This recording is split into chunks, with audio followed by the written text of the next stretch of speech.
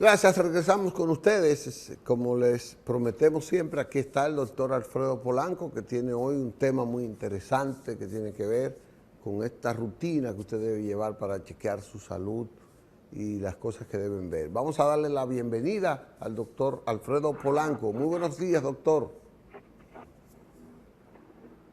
Saludos, ¿qué tal? ¿Cómo estamos, Licho? ¿Cómo estamos a nuestros amigos televidentes? El Estamos tema bien, de hoy doctor. es sumamente importante porque es más o menos una continuación del tema de la semana pasada. Pues cuando usted va a la consulta, usted va a ver que ese médico, cual que sea, le va a hacer una serie de preguntas que muchas veces, inclusive, el paciente se las encuentra cansonas. Es cansón porque muchas veces estas preguntas que le hizo un médico, sobre todo cuando el paciente se está ingresando, luego otras veces se la hace otro médico. Lo que pasa es que nosotros como médicos utilizamos un modelo de instrumento que es lo que se llama la historia clínica.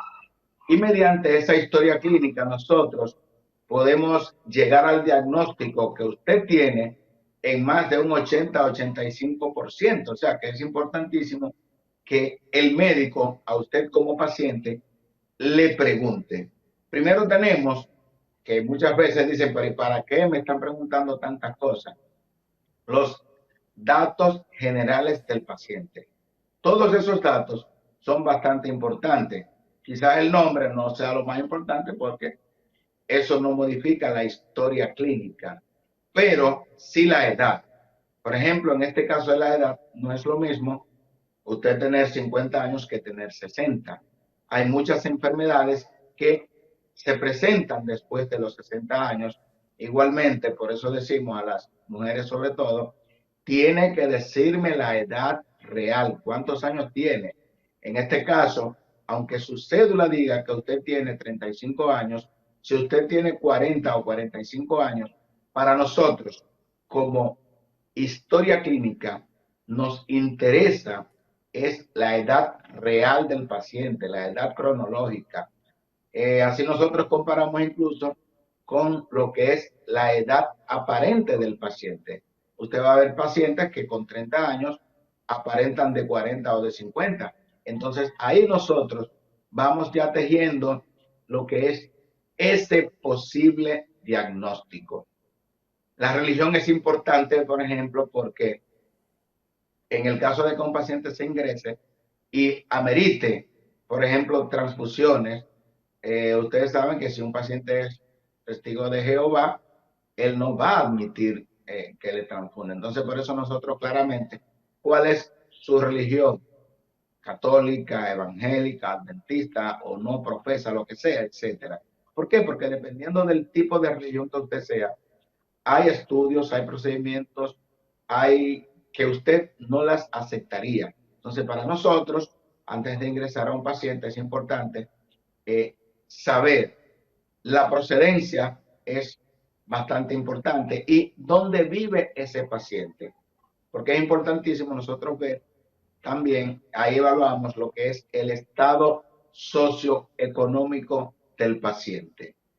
Con esto, muchas personas dicen, pero ven acá, porque sea de un estado socioeconómico bajo, me van a indicar medicamentos que tengan menos potencia o sean menos efectivos. No, pero nosotros siempre buscamos las mejores alternativas atendiendo al estado económico del paciente, y lo social es bastante importante, al igual que el grado académico en que llegó ese paciente. Por ejemplo, nosotros en ese interrogatorio evaluamos el estadio socioeconómico y psicológico del paciente. Hay muchos casos en los cuales yo le digo al paciente que no puedo incluso a él decirle un diagnóstico, sino que le digo cuando terminamos la consulta que quiero que en la próxima consulta, la próxima semana, o sea, mañana, dependiendo de la urgencia, que venga acompañado de otra persona adulta. Por ejemplo, eso de los adultos es importantísimo. A veces he tenido pacientes de 17 años y yo, no, usted debe de venir acompañado con su madre o su padre. O sea, ustedes ven la importancia de nosotros hacer ese interrogatorio, que es bastante importante. Una vez que ya hemos abarcado lo que son los datos generales, ahí inmediatamente nosotros vamos a ver los motivos de consulta. ¿Por qué vino el paciente a emergencia? ¿Por qué vino el paciente a la consulta? Entonces, vamos a ir organizando cronológicamente la sucesión de eventos por los cuales viene el paciente. Es importante que el paciente nos diga no desde cuándo ha empeorado su cuadro, no, sino desde cuándo está presentando la sintomatología por la cual acudió al médico. Por ejemplo, en el caso de nosotros como nefrólogos, los cardiólogos también, generalmente el paciente llega porque se siente cansado, se siente fatigado, se siente hinchado. Entonces nosotros tenemos que saber desde qué tiempo ese paciente se está hinchando, se está cansando, tiene falta de apetito. Por eso es importantísimo incluso que el paciente llegue acompañado. ¿Por qué? Porque eso ayuda a que el compañero, la esposa, el esposo, los hijos, le digan, ah, pero mira, recuérdate que tú tienes más de 6 meses que te estás enfermando, que no has estado bien. Entonces es bastante importante que el paciente nos responda con bastante precisión este interrogatorio, lo que son los motivos de consulta. Y luego, posteriormente, nosotros vamos a ir haciéndole una serie de preguntas en la medida en que el paciente nos va explicando el motivo del por qué acudió al médico. Luego viene otro acápite donde van los antecedentes personales. Los antecedentes personales son sumamente importantes. Por ejemplo, si usted es diabético, si usted es hipertenso o si usted ha tenido problemas renales, por ejemplo, ha tenido problemas cardíacos, es importante y el médico se lo va a preguntar. ¿Es diabético? A veces el paciente te responde con una mirándote y no te dice, bueno, claro, yo bebo pastillas de la diabetes. No, no, no. Señora o señora, usted tiene que estar claro qué tiempo hace que a usted le diagnosticaron que era diabético o diabética. ¿Por qué? Porque no es lo mismo un paciente diabético con 5 años de diabetes que diabético con 15 años diagnosticados de diabético. Y a ese paciente que tiene 15 años diagnosticado de diabético, nosotros vamos a hurgar minuciosamente sobre aquellas patologías crónicas, aquellas patologías que la diabetes ha llevado a complicación, por ejemplo, insuficiencia renal, problemas cardíacos, problemas vasculares, pie diabético, etc. Lo mismo pasa con el tiempo de evolución de la hipertensión arterial. ¿Qué tiempo tiene siendo hipertenso? ¿Qué tiempo hace que por primera vez le tomaron la presión y se la encontraron alta? Eso es importante. ¿Por qué? Porque muchos pacientes niegan de estas enfermedades, la diabetes y la hipertensión. O sea, no las aceptan y creen que son hipertensos o diabéticos desde el momento en que aceptaron que lo eran. Y muchas veces el paciente tiene 5 años, 10 años siendo diabético o hipertenso y no lo pone en la historia porque solamente lo pone desde que aceptó ser que era diabético. Sin embargo, tenía 5 años, 10 años siendo diabético o hipertenso y no lo había aceptado, pero era diabético. Precisamente por las complicaciones, la insuficiencia cardíaca, el infarto, etcétera, etcétera. Con respecto a la mujer, que la historia clínica es diferente, hay acápites que son diferentes, es importante el ciclo menstrual. ¿Cuándo fue su última menstruación? Hace 2 semanas tuve un caso, una semana, sí, de una paciente que siempre que le hacía un examen de orina, le encontraban sangre en la orina y tenía como 3 o 4 análisis cuando se me ocurre preguntarle, ¿cuándo fue tu ciclo menstrual? Pues todas las veces que se hacía el examen de orina coincidía con la finalización de la menstruación. Y lógicamente por eso era que la orina salía con sangre. O sea, la paciente no tenía ningún problema clínico, simplemente que coincidía que cada vez que se hacía el examen de orina con la culminación del ciclo menstrual. Entonces, hasta para eso es importante preguntarle al paciente sobre los antecedentes. O sea, no se los preguntamos por molestar al paciente, sino porque son de vital importancia. También le preguntamos a la dama cuántos embarazos ha tenido, cuánto ha parido, cuántas cesáreas ha tenido. O sea, todos esos son datos bastante importantes. ¿Cuánto pesó el hijo más pequeño? ¿Cuánto pesó? O sea, ¿cuál fue el mayor peso de su hijo? ¿Cuál fue el menor peso? Todo eso nos orienta, porque hay gente que dice, mujeres, el niño mío nació criado. Así mismo lo dicen literalmente. ¿Y qué pasó? Nació de 12 libras. Cuando nosotros como médicos vemos que una dama tuvo un hijo macrosómico, como se le llama, ese niño que nació en sobrepeso, ¿en qué estamos pensando? En que es una madre con diabetes. Entonces, por eso nació ese niño grande. O cuando el niño nació, mi niño nació de 3 libras, un niño de bajo peso al nacer. Ya eso predispone a que en el futuro ese niño que nació de bajo peso podría tener problemas renales. ¿Por qué?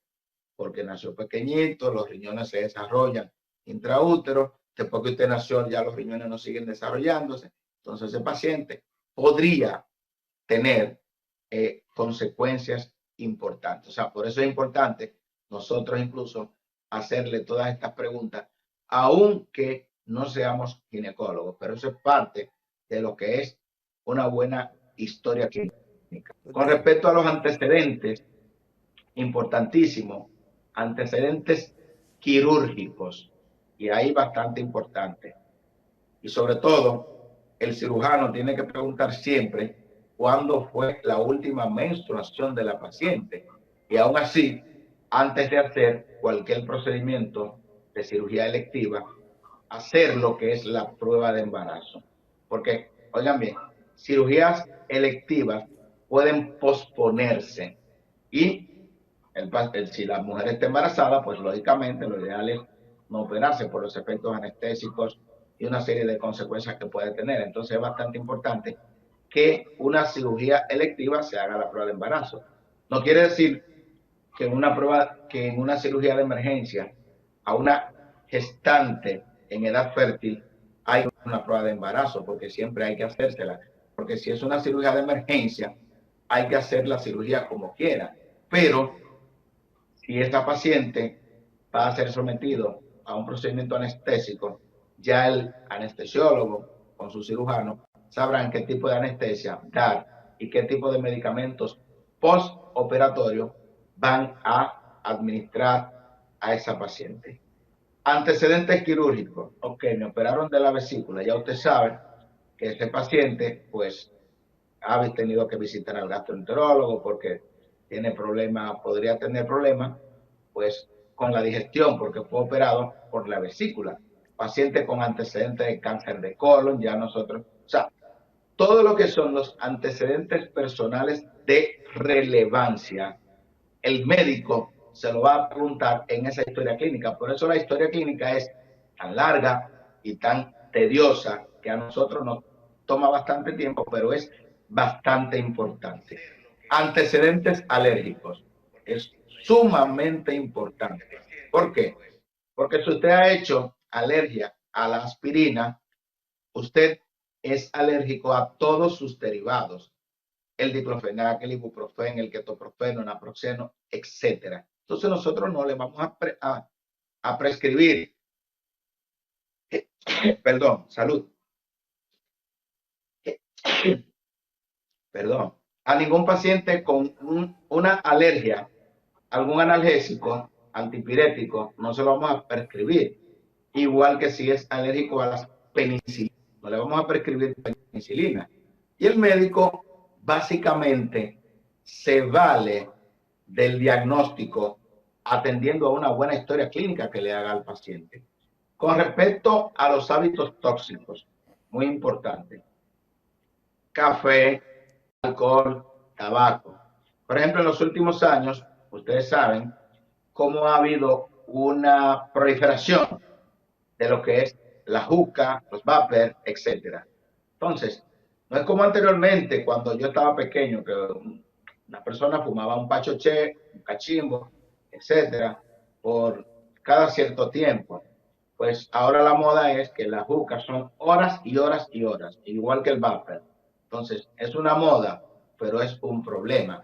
Entonces, cuando un paciente tiene antecedentes de ser gran fumador de juca o de vapor, es un paciente que tiene que ser obligatoriamente, si va a ser sometido a cirugía, a interconsultarse con el neumólogo. Porque antes de la cirugía, ese paciente debe de ser sometido a diferentes procedimientos, como es una espirometría, ver cómo está la capacidad pulmonar, etcétera. O sea que no es lo mismo si fuma o si no fuma. Lo mismo, alcohol. ¿Con qué frecuencia tomas alcohol?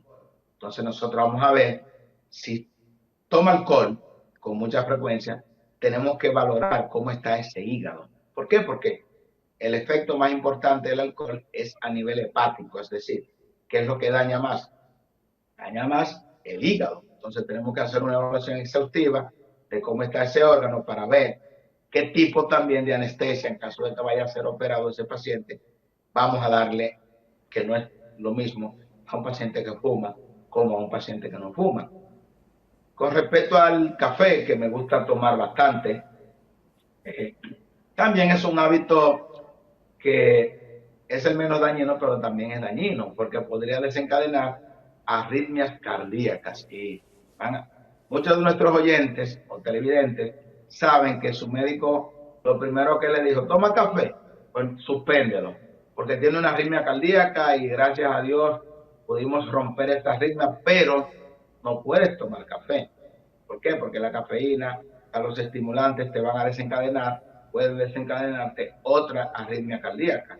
Lo mismo que el paciente con antecedentes de úlcera péptica, gastritis, tiene que disminuir o anular el consumo de café. Es decir, que la historia clínica es un instrumento bastante completo. Y quisimos traer este tema porque nosotros nos damos cuenta cuando el paciente a veces se incomoda por tantas preguntas que le hace el médico, pero el paciente lo que no se da cuenta que esa pregunta que le hacemos es para su protección y que ese instrumento llamado historia clínica es propiedad del paciente. O sea, ustedes van a ver, por ejemplo, que el paciente, nosotros le preguntamos, ¿ha tenido infecciones virales, por ejemplo? Hepatitis B, hepatitis C, HIV. Entonces nosotros como personal de salud tenemos que saber, cuando estamos trabajando con un paciente, si es seropositivo al VIH. Doctor, Por ejemplo, cuando vamos a realizar a un paciente, nosotros, con el permiso del paciente, pues le hacemos las pruebas, porque son pruebas que el paciente tiene que darnos ese permiso, porque el paciente es dueño de su cuerpo. Y cualquier autorización, qué bueno que recuerdo, el paciente debe de hacerlo por escrito. Por ejemplo, ustedes ven que en todos los procedimientos quirúrgicos en los últimos años en República Dominicana le dan lo que se llama el consentimiento informado. ¿Y qué es esto? El consentimiento informado es una hoja o una serie de documentos donde está detallada la enfermedad que usted tiene, el problema que usted tiene y las posibles soluciones y las posibles complicaciones. Entonces, usted se va a someter a una cirugía de próstata porque actualmente tiene cáncer de próstata. De no someterse a esa cirugía de próstata, ese cáncer irá proliferando, hará metástasis, etcétera, etcétera. Someterse, podríamos tener complicaciones anestésicas, complicaciones infecciosas, complicaciones de tal, complicaciones de esto, usted es diabético, puede tener esto. O sea, todo eso está sumamente detallado o debe de estar sumamente detallado en el consentimiento informado, que el médico tiene el derecho, tiene el deber, tiene la obligación de darles las explicaciones vía verbal, vía oral, y luego le entrega ese documento y luego usted acepta, siempre y cuando sea una cirugía electiva, o rechaza.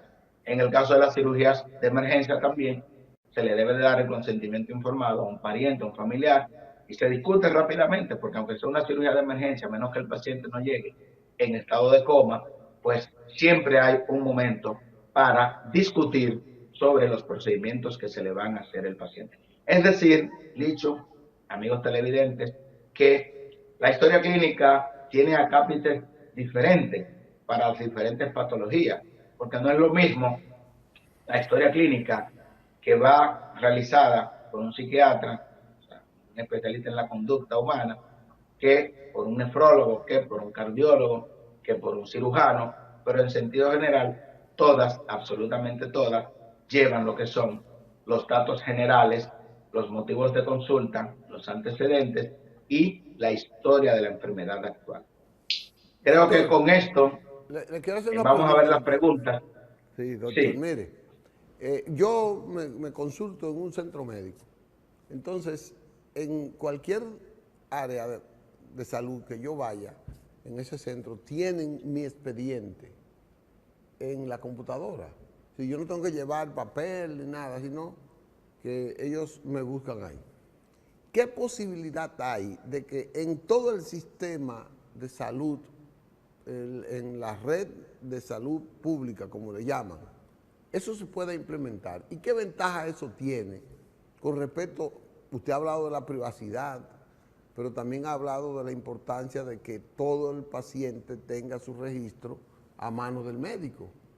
¿Qué posibilidad hay de eso? Porque yo siempre creo que es una ventaja que sí, en el excelente. sistema de salud esté el expediente, el historial de cada ciudadano. Eso no ocurre, doctor. Sí, excelente. Por ejemplo, en el año 2007, 2008, en nuestro país se estuvo implementando, si mal no recuerdo, un sistema electrónico, una historia clínica electrónica que se adquirió desde España. Se llamaba el TICARE, sí, lo tengo en la memoria, el TICARE, así mismo se escribe. Luego, por falta de pago, es lo que tengo conocimiento. En el 2010 se llevaron ese sistema donde ya estaban enlazando todos los hospitales de la Red Nacional de Salud. Yo recuerdo, yo estaba en Secanot, estaban enlazando el Morgan, Moscoso Puello, todos esos hospitales ya estaban prácticamente enlazados, un sistema bastante amigable, donde el paciente que iba, por ejemplo, al padre Villini, Juan Polanco, yo buscaba Juan Polanco y encontraba ya la historia clínica de Juan Polanco y todos los antecedentes, y simplemente lo que tenía que hacer era agregar en este momento los motivos de consulta, qué fue lo que lo trajo ahora, y no habría la necesidad de hacerle otra larga, tediosa y cansona historia clínica. Por ejemplo, todos nuestros pacientes en la clínica, cada médico tiene su ordenador, su computadora. Entonces, si usted va donde mí, la primera vez, lógicamente, le vamos a hacer un historial clínico, pero ya las visitas subsiguientes ya no hay necesidad de hacerle esa misma historia clínica, de repetir esa letanía, porque uno se va al principio, la primera consulta, que es la más importante, y ahí están todos los datos generales. O sea que sería bastante interesante que se establezcan. Desconozco si en la actualidad pues está rodando algún sistema a nivel de salud pública que enlace a todos los centros de salud pública, que es sumamente importante. O sea que sería interesante que eso se estableciera de nuevo, que eso no se perdiera. Y miren, ya hacen algunos 18 años de que eso inició. Bueno, qué pena, doctor. Bueno, doctor, ya Sí. si usted no cree que haya un último mensaje, me parece... Bueno, la importancia de la historia clínica es que usted se sincerice con el médico. O sea, a veces hay pacientes que van a tantear, así este médico sabio no sabe. El médico no trabaja en base, el médico no es un brujo, aunque no creo en eso, pero el médico actúa en base al método científico. Entonces, el método científico es con el interrogatorio y se hacen las hipótesis, las preguntas, y luego vamos a confirmación de lo que ya nosotros hemos investigado con la historia clínica y el examen físico con los exámenes paraclínicos, hemograma, glicemia, urea, creatinina, la sonografía abdominal, sonografía pélvica, la radiografía, etcétera. Y ya con eso nosotros vamos a tener un diagnóstico de la enfermedad. Si usted oculta información, es posible que nosotros nunca o difícilmente lleguemos a tiempo a un diagnóstico. Y hay pacientes que han fallecido, Licho, por ocultar información. Sobre todo, Ay, damas que no han hablado de que están embarazadas, de que un aborto, de que esto, y cuando ya el médico descubre que es un aborto séptico, un aborto infeccioso, ya es tarde. O sea que es importante que usted se destape frente al médico. ¿Por qué? Porque usted como paciente es la única persona que tiene derecho 100% a esa historia clínica, a esos datos que usted le ha suministrado voluntariamente a ese médico que es de su confianza. Doctor, tenemos una dificultad. Sígame aclarando. A ver, El tiempo, por el número de pacientes que en la red de hospitales del Sistema Nacional de Salud tiene un médico, por ejemplo, yo voy a la consulta de un urólogo o de un nefrólogo como usted no tiene mucho tiempo para llenarme ese. ¿Cómo ustedes resuelven eso? bueno, muy buena pregunta. Tenemos que hacer malabares, tenemos que hacer de tripa corazón, porque usted no es verdad que en 4 horas usted puede ver a 20 pacientes de manera adecuada. No, no, no. Es prácticamente imposible, porque usted podría ver en 1 hora 3 o 4 pacientes. Entonces, en 4 horas usted no puede ver 20, 25 pacientes. Auscultándolo bien, 3 pacientes por hora. 3 pacientes, ocultándolo exactamente con una buena historia clínica y todo. Eso es lo que se estipula. Pero depende de la especialidad, porque un neurólogo no lo puede ver o sea, no puede ver más de 2 pacientes en 1 hora. Un neurólogo, por ejemplo.